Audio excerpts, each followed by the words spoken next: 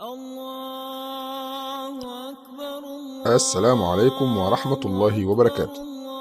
اللهم صل وسلم وبارك على سيدنا محمد وعلى آله وصحبه وسلم.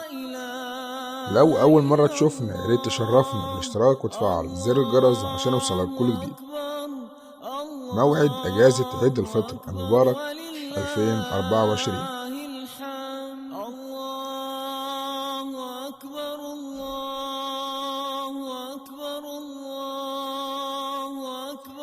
من المقرر أن يصدر مجلس الوزراء قرار يحدد فيه موعد أجازة عيد الفطر المبارك وعدد أيام الأجازة، وأيضا يصدر وزير القوى العاملة قرارا بتحديد أيام الأجازة بالنسبة للعاملين بالقطاع العام والخاص،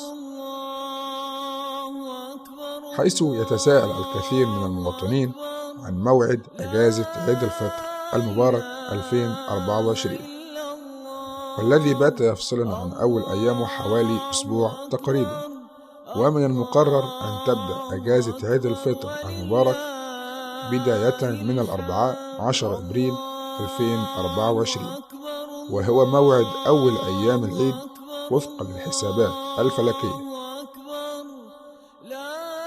حيث يولد هلال شهر شوال مباشرة بعد حدوث الاقتران في تمام الساعة 8 مساء بتوقيت القاهرة.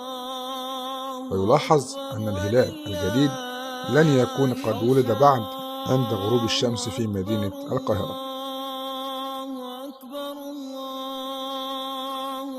حيث يكون يوم الثلاثاء 9/4/2024 هو المتمم لشهر رمضان 1445 هجرية، وبذلك تكون غرة شهر شوال 1445 هجرية وفلكيا يوم الأربعاء 10/4/2024.